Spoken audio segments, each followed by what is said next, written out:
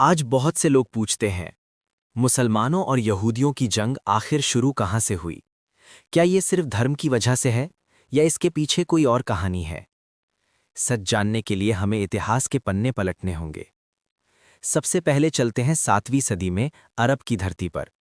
जब मोहम्मद मक्का से हिजरत करके मदीना पहुंचे, तब वहां अलग-अलग कबीले रहते थे, जिनमें यहूदी कबीले भी शामिल थे। मदीना में शुरुआत टकराव से नहीं बल्कि समझौते से हुई। एक ऐतिहासिक दस्तावेज तैयार हुआ जिसे मिसाक मदीना कहा जाता है। इसमें मुसलमानों और यहूदियों को एक ही शहर के नागरिक के रूप में माना गया। सब मिलकर शहर की रक्षा करेंगे, यही तय हुआ। लेकिन वक्त के साथ हालात बदले, राजनैतिक तनाव बढ़ा, कुछ यहूदी कबीलों पर समझौता तोड़ने और दुश्मनों का साथ देने के आरोप लगे। इन कबीलों में शामिल थे बनु कैनुका, बनु नदीर और बनु कुरैजा। इन घटनाओं के बाद टकराव हुआ, सजाएं हुईं और कुछ कबीलों को मदीना से निकाल दिया गया। लेकिन ध्यान देने वाली बात यह है, ये संघर्ष धार्मिक कम और राजनैतिक ज़्यादा था। ये पूरी दुनिया के मुसलमानों और यहूदियों की लड़ाई नहीं थी, बल्कि उस समय के स्थानीय हालात का नतीजा था।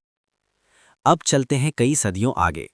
बीच के लंबे दौर में ऐसे भी समय आए जब मुसलमान और यहूदी साथ शांति से रहे। जैसे मुस्लिम स्पेन, जिसे एल अंदलुस कहा जाता है। वहाँ यहूदी, मुसलमान और ईसाई साथ रहते थे, व्यापार करते थे, इल्म और साइंस में तरक्की करते थे। तो फिर ये आज जो टकराव दिखता है, वो कहाँ से आया? अब बात आती है 20वीं सदी की, जब दुनिया दो विश्व युद्धों से गुजर रही थी। यहूदियों पर यूरोप में अत्याचार हुए, खासकर दूसरे विश्व युद्ध के दौरान। इसके बाद 1948 में एक नया देश बना, इज़राइल। ये ज़मीन पहले से ही अरब फिलिस्तीनियों की आबादी वाली थी, जिसे पैलेस्टाइन कहा जाता है। इज़राइल बनने के बाद कई अरब देशों और इज़राइल के बीच युद्ध हुए। लाखों फिलिस्तीनी अपने घरों से बेघर हुए।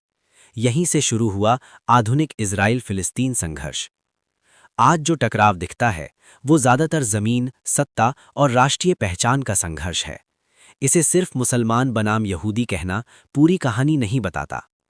असल में इतिहास में धर्म कई बार राजनीति के साथ मिल गया, लेकिन हर मुसलमान और हर यहूदी एक दूसरे का दुश्मन नहीं है। दुनिया में लाखों यहूदी और मुसलमान ऐसे हैं जो शांति से साथ रहते हैं। कई जगहों पर वे दोस्त, पड़ोसी और बिजनेस पार्टनर हैं। तो जब भी आप सुने कि ये सदियों पुरानी धार्मिक जंग है, तो याद रखिए, इतिहास उससे कहीं ज़्यादा जटिल है। ये कहानी सिर्फ धर्म की नहीं, बल्कि राजनीति, ज़मीन और इंसानी फैसलों की भी है। और शायद सबसे ज़रूरी सवाल ये है, क्या इतिहास की गलतियों को दोहराया जाएगा या उनसे सीख लेकर शांति का रास्ता चुना जाएगा? फैसला आने वाली पीढ़ियों के हाथ में है।